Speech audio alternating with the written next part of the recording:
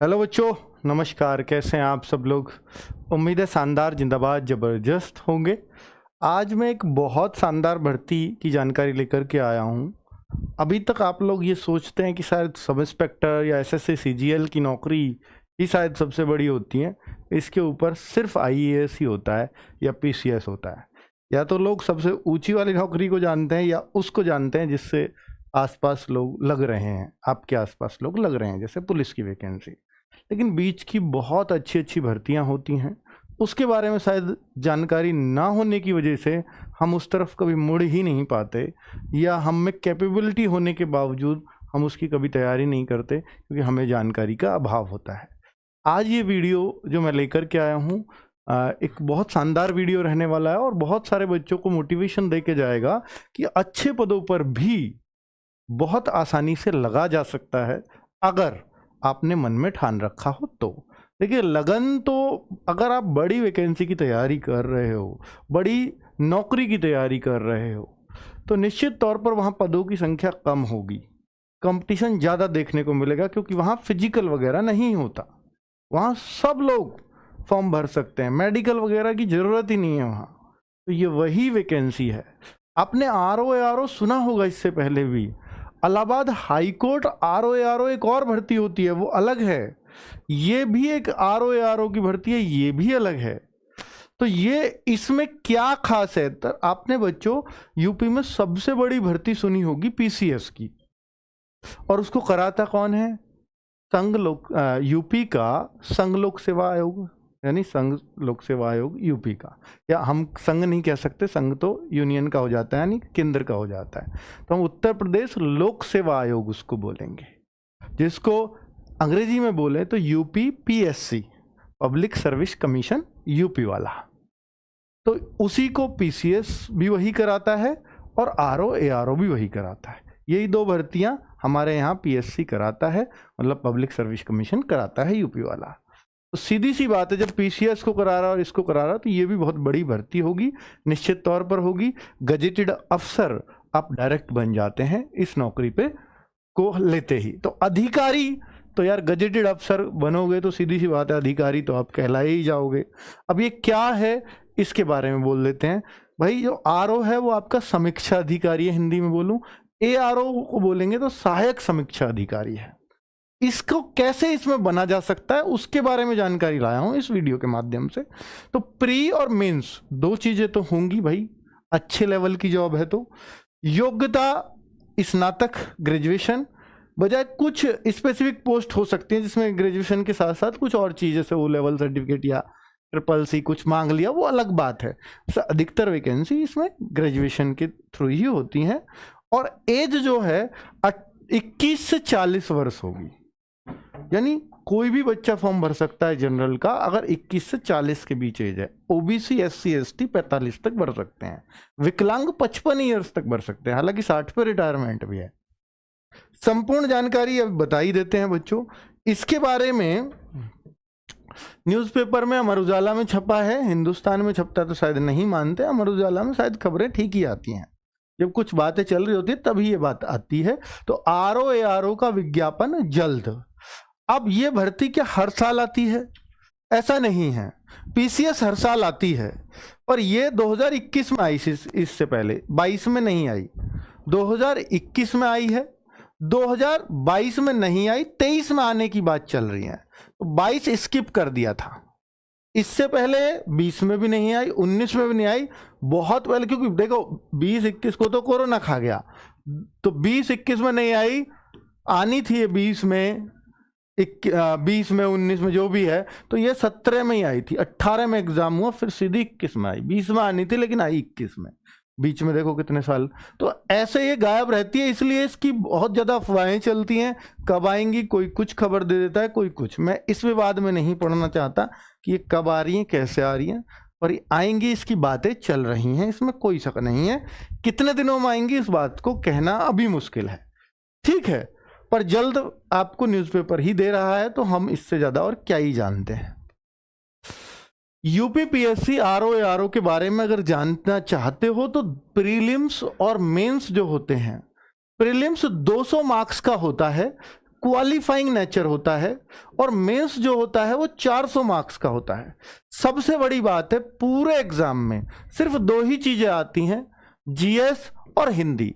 इन्हीं के बेस पर सिलेक्शन होता है। आपको पता है कि जितनी बड़ी पोस्ट होती है, जैसे आप यूपीएससी में आईएएस बन सकते हो सिर्फ जीएस के दम पर, तो जीएस का रोल हमेशा ऊपर जितनी भी बड़ी पोस्ट है ज्यादा रहा है। तो जीएस और हिंदी किस रेशो में बटी होती है मैं वो बता देता हूं आपको। चलिए, आपको बिल्कुल इंग्लिश नहीं आती तब भी इसमें आप एक अच्छी पोस्ट ले जा सकते हैं। बिल्कुल इंग्लिश नहीं आती क्योंकि ये यूपी की जॉब है, तो यहाँ सारा काम ऑफिसेज का हिंदी में होता है, इसलिए आप बिना इंग्लिश में कि आपका काम चल जाएगा। उत्तर प्रदेश सचिवालय समीक्षा अधिकारी, देखिए कहाँ कहाँ जॉब लगती हैं विभागों में। भाई यूपी का सेक्रेटरिएट, जहां बड़े बड़े अफसर बैठते हैं यूपी का, सचिवालय उसी को बोला जाता है।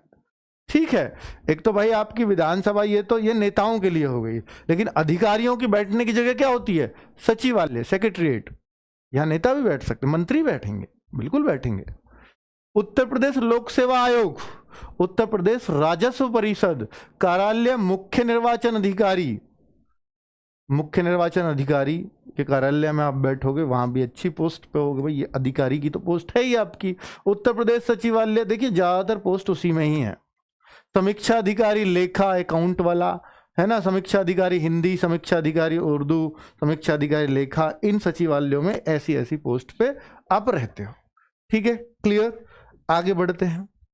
अब बात कर लेते हैं कि भाई सैलरी क्या है इस पोस्ट पर। इतनी अच्छी पोस्ट है तो इसकी सैलरी क्या है? सैलरी से हम पोस्ट का अंदाजा लगाते हैं। सीजीएल में जो सबसे बड़ी पोस्ट है वो इंस्पेक्टर की पोस्ट होती है, अगर मैं डबल ए को छोड़ दूं तो। सीजीएल में सबसे बड़ी पोस्ट ये है, इंस्पेक्टर वाली, या एएसओ मिनिस्ट्रीज में जो होते हैं वो ये पोस्ट है। ये यहां पर सहायक समीक्षा अधिकारी की है, एआरओ की। तो भाई एआरओ बन रहे हो आप इससे, और ये जो लेवल है ये आरओ का, यानी ये उससे भी बड़ा लेवल हो गया। गजेटेड अफसर तो हो ही, ये लेवल आपने समझ लिया 7, 8। लेवल 1 तो आपका यही होता है, ग्रुप डी की पोस्ट। लेवल 2 आपका clerk, level 3 constable, level 4 head constable, level 5 आपका एएसआई, लेवल 6 एसआई और लेवल 7 इंस्पेक्टर। तो ये इंस्पेक्टर लेवल की पोस्ट है। लेवल 8 उससे भी ऊपर। ठीक है, अब यहां पर आप सोचो कि सर ये बेसिक वेतन है। अब आप सोचो कि सर ये मिलेगा वेतन या ये मिलेगा, ये कौन सा? देखिए ये बेसिक वेतन है, यहां से आपकी शुरुआत होगी। क्या इतनी सैलरी मिलेगी सिर्फ अधिकारी को? नहीं, इसमें अभी आपका 45% तो डीए जुड़ेगा, इसका 45%, तो करीब 70,000 तो आप यहीं हो गए। अभी ट्रैवलिंग अलाउंस भी जुड़ेगा और बहुत सारे अलाउंस, तो यहां हो सकता है आपकी सैलरी लगते ही 80,000 पार कर जाए। और इसमें आपकी सैलरी हो सकता है कि ये 90 के आसपास। यूपी के मुझे सारे अलाउंस नहीं पता, इसलिए मैं एग्जैक्ट नहीं बता पा रहा, पर ऑलमोस्ट यही सैलरी 2-4 हजार इधर उधर ये आपकी लगते ही बन जाएगी। ठीक है, चलो अब आगे बात कर लेते हैं। एजुकेशनल क्वालिफिकेशन, सिर्फ ग्रेजुएशन। ठीक है, आगे और एज। अब आप ये सोचेंगे सर इसको आप पढ़ाएंगे, आपके चैनल पे क्लासेस चलेंगे, उसके बारे में बाद में बात करेंगे। पहले मैं आपको बता दूं कि यार आपको पढ़ना क्या है।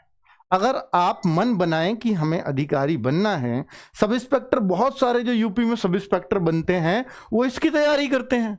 वो बहुत सारे बच्चे जो यूपीएसआई में लग चुके हैं अब इसकी तैयारी में लगे हुए हैं, सर आरओ निकालना है या पीसीएस निकालना है।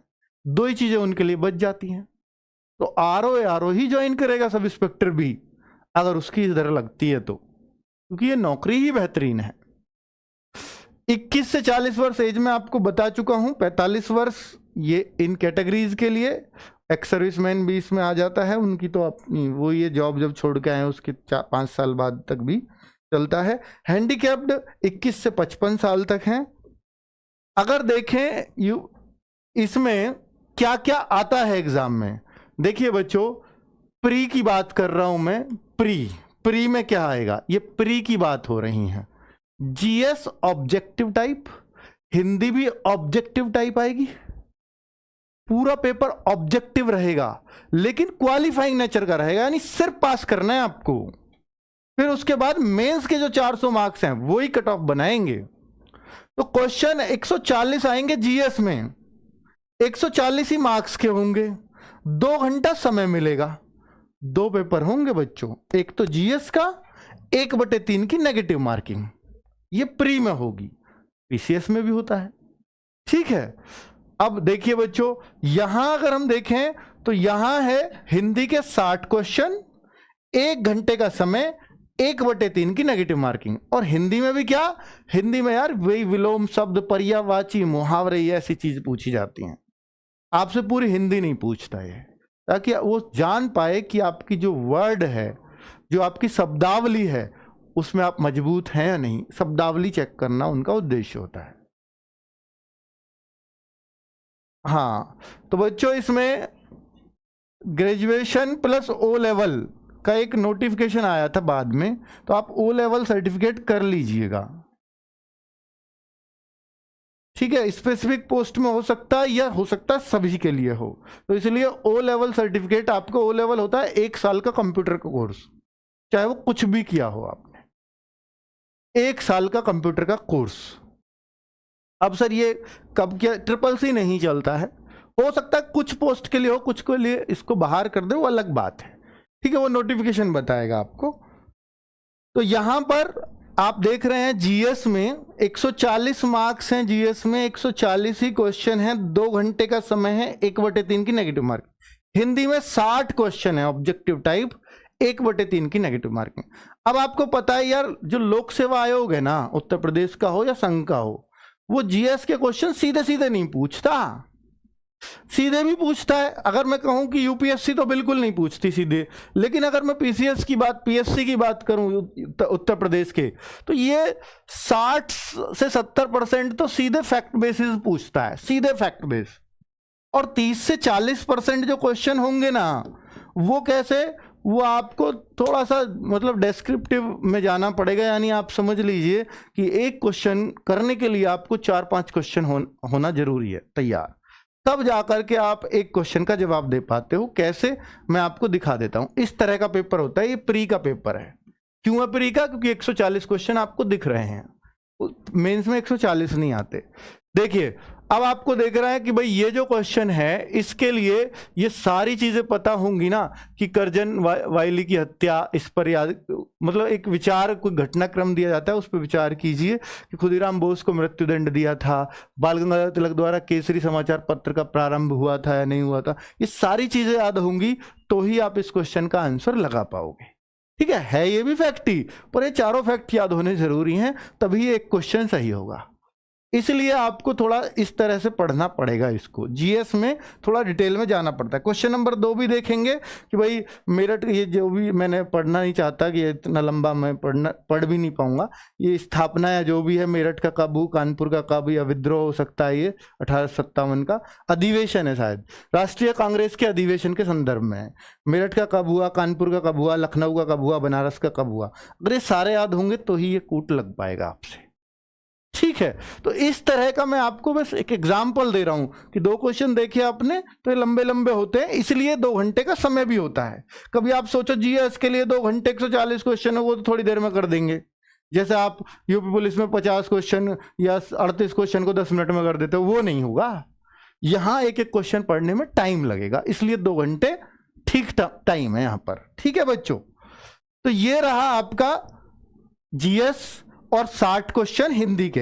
हिंदी में भी क्या ऐसा ही होता है? नहीं, हिंदी में सीधा सीधा, यार इसका विलोम बताओ, उसका पर्यायवाची बताओ, सीधा सीधा, वहां कोई ऐसा झमेला नहीं होता। लेकिन जीएस के 30 से 40% क्वेश्चनों में यह होता है, 60 से 70 सीधे सीधे भी होते हैं।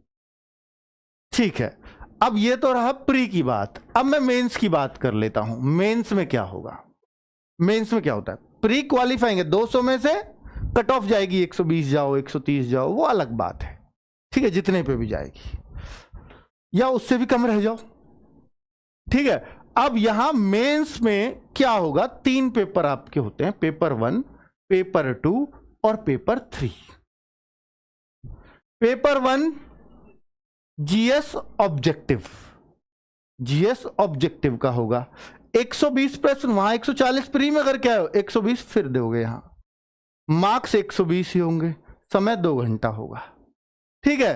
पेपर 2 की बात करें तो ये जो है पेपर 2, इसमें थोड़ा डेस्क्रिप्टिव भी होता है। पेपर 3 भी डेस्क्रिप्टिव है, क्योंकि इसमें भी निबंध 3 लिखने हैं आपको। निबंध आपकी चॉइस है, आप हिंदी में लिख सकते हो, अंग्रेजी में लिख सकते हो, उर्दू में लिख सकते हो। ठीक है, वो पोस्ट पे भी डिपेंड करता है किस तरह की पोस्ट पे आपने का फॉर्म है। तो भाई हिंदी में, उर्दू में या इंग्लिश में, वो आपकी चॉइस है। तो निबंध आपको 3 लिखने पड़ेंगे। अब क्या सर 3 टॉपिक ही आएंगे 3 निबंध लिखने को? नहीं, पहले सेक्शन में 3 टॉपिक आएंगे, उनमें से कोई से एक पर लिखना है, 600 शब्दों में होना चाहिए। दूसरा टॉपिक आएगा, उसमें भी दूसरा जो खंड होगा उसमें भी 3 टॉपिक आएंगे, कोई सा भी लिख सकते हो। तीसरे में भी 3 टॉपिक आएंगे, कोई से एक पर आप लिख सकते हो। 600 शब्दों का 700 शब्दों का निबंध होता है, वो आपको लिखना है। टाइम मिलेगा, अभी बता रहा हूं कितना कितना टाइम मिलता है। खंड 1 खंड 2 में क्या होगा ये भी बता देता हूं। तो ये 3 पेपर आपके होने हैं मेंस में। तो पेपर 1 जीएस 120 प्रश्न 2 घंटे, जो मैंने अभी बताया, 120 मार्क्स, आपको समझ आ रहा है। पेपर 2 160 मार्क्स का, यही जुड़ेंगे भाई। पेपर 2 आपका कितनी देर का होगा? पहला पेपर हुआ 2 घंटे का, 2 घंटे का ये रहा। दूसरा पेपर हुआ, ये हिंदी है। अब दूसरे पेपर में टोटली हिंदी है, 100 मार्क्स और 60 मार्क्स।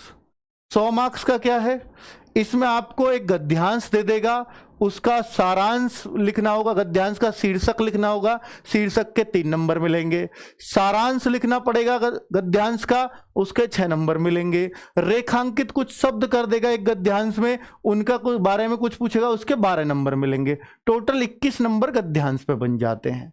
किसी दिए हुए सरकारी पत्र का सारणी प्रारूप यानी टेबुलर फॉर्म में सार लेखन, तो भाई जिस तरह से वो चाहता है उस तरह से अगर उस पत्र को आपने लिख दिया तो 15 का ये लेटर आपको मिलेगा। ठीक है। पत्राचार, शासकीय अर्धशासकीय पत्र, ये जो है ऐसे लिखवाएगा। कार्यालय आदेश, इसकी थोड़ी सी प्रैक्टिस हो जाती है तो आपको पता चल जाता है शासकीय पत्र कैसे लिखे जाते हैं। बस एक फॉर्मेट है इन सब का, कि शासकीय पत्र में यहाँ डेट होनी चाहिए, यहाँ जिसको भेज रहा है उसका एड्रेस होना चाहिए, वो सब कुछ इस पे होना चाहिए। और आपके साइन कहाँ होंगे, आप नीचे आपका आज्ञाकारी शिष्य लिखेंगे, भवदीय लिखेंगे, वो क्या लिखेंगे, लड़कियां भवदिया लिखेंगी, तो वो सब चीज यहाँ पर देता है। मतलब उसका एक फॉर्मेट होता है प्रॉपर, तो उसके लिए भी आपको 24 अंक मिलते हैं। तो इस तरह से हिंदी में ये हो गया। दूसरा काम, पारिभाषिक शब्दावली, प्रशासनिक और वाणिज्यिक शब्दावली, इसके लिए अंग्रेजी से हिंदी में अनुवाद हो सकता है, हिंदी से अंग्रेजी में करवा सकता है। और मुहावरे लोकोक्ति 5 अंक। ठीक है, 5 केवल 5 मुहावरे लोकोक्ति के 10 अंक हैं। हिंदी से अंग्रेजी बनवाएगा 10 अंक है, और अंग्रेजी से हिंदी बनवाएगा 5 शब्दों की तो 10 अंक है। 5-5 शब्द देगा, हिंदी से के शब्द दे देगा, इसको अंग्रेजी में बताओ, अंग्रेजी के शब्द दे देगा, इसको हिंदी में बताओ। ठीक है, 5-5 शब्द देगा, एक शब्द 2 नंबर का है। ये आपको पूरी तरह से स्पष्ट कर रखा है उसने। कंप्यूटर ज्ञान के 10 अंक मिलेंगे, यानी कंप्यूटर भी आएगा 10 अंक का। ये सारा समझ में आ रहा है। अब आप समझ चुके हैं कि ये पेपर 100 अंक का कंप्लीट हो गया, इनको जोड़ लोगे तो। ठीक है, 100 नंबर का पेपर हो गया। इसी में ही बाद में, यानी पेपर देखिए यहां हुआ 2.5 घंटे समय खत्म, 2.5 घंटे जैसे हो जाएंगे आपको मिल जाएगा दूसरा पेपर तुरंत। क्या? आधे घंटे के लिए मिलेगा। ये आपके लिए जो होगा ये ऑब्जेक्टिव टाइप होगा, हिंदी का ही होगा, जैसे आप प्री में दे के आए हो कि विलोम आएंगे 6 शब्द, वाक्य वर्तनी आएंगी 6 शब्द, अनेक शब्दों के लिए 1 शब्द 6 शब्द आएंगे, तत्सम तद्भव बनाने को 6 शब्द, विशेष्य और विशेषण 6 शब्द। तो टोटल एक एक शब्द 2-2 अंक का है, तो 12-12 60, तो 60 अंक का ये पेपर है। पूरा हिंदी एकदम डिफाइन कर रखी है खोल करके। ठीक है बच्चों, तो ये आपने आरओ का पेपर 2 देखा। अब पेपर 3 में क्या होगा? पेपर 1 120 मार्क्स, पेपर 2 जो पूरा हिंदी का है वो 160 मार्क्स, पेपर 3 जो आपका किस चीज का है, ये फिर हिंदी निबंध पे आ गया है। 3 निबंध 3 घंटे में लिखने होंगे आपको। एक निबंध 40 अंक का होगा, ये रहा। ठीक है, ये पीसीएस में भी ऐसे, अगर जो बच्चा इसको क्लियर कर लेता है वो निश्चित तौर पर पीसीएस के लिए जोर मारेगा ही मारेगा। वो पीसीएस बन भी जाते हैं इन्हीं बच्चों में से ज्यादातर, क्योंकि यार पेपर में बहुत सिमिलरिटी होती है, बहुत ज्यादा। जब इसकी तैयारी कर ली तो उसमें ही क्या जा रहा है, तो एक लेवल और ऊपर अधिकारी बन जाते हो आप। ये लेवल 7-8 पे हैं, वो लेवल 9-10 पे पहुंच जाते हैं। उससे, ठीक है। तो इसलिए भाई प्रमोशन आप पढ़ के ही ले लो तो ज़्यादा बढ़िया, टाइम के बाद तो एक इसमें भी बन जाओगे आप पीसीएस, एक प्रमोशन के बाद समीक्षा अधिकारी तो बन ही जाएंगे। समीक्षा अधिकारी वाले बच्चों को एक प्रमोशन मिलेगा, वो पीसीएस वाली पोस्ट पे पहुंच जाएंगे। तो अब आप देखेंगे साहित्य और संस्कृति, ये शब्द सीमा 600, मैंने बोला 600 शब्दों पर निबंध, इन ये 3 टॉपिक्स इसमें आ जाएंगे, 3 आ जाएंगे, तीनों पे से एक एक पे आपको लिखना है निबंध, ठीक है। तो ये वो टॉपिक खुद देगा। सामाजिक क्षेत्र पे कोई आ सकता है टॉपिक, या राजनीति के क्षेत्र पे कोई टॉपिक आ सकता है, साहित्य और संस्कृति से संबंधित कोई टॉपिक आ सकता है, विज्ञान पर्यावरण औद्योगिकी से कोई टॉपिक आ सकता है। तो इन तीनों में से कोई एक निबंध, इन तीनों में से कोई एक, इन तीनों में से कोई एक, 3 ही निबंध आपको लिखने हैं। हर एक निबंध पे आपको 40 अंक मिलेंगे। ये क्लियर हो गया। तो आपके 3 पेपर क्लियर समझ में आ गए। पहला पेपर जीएस का 120 अंक, दूसरा पेपर हिंदी का 160 अंक, तीसरा पेपर 120 का निबंध का फिर 120 अंक। तो टोटल कितना हो गया?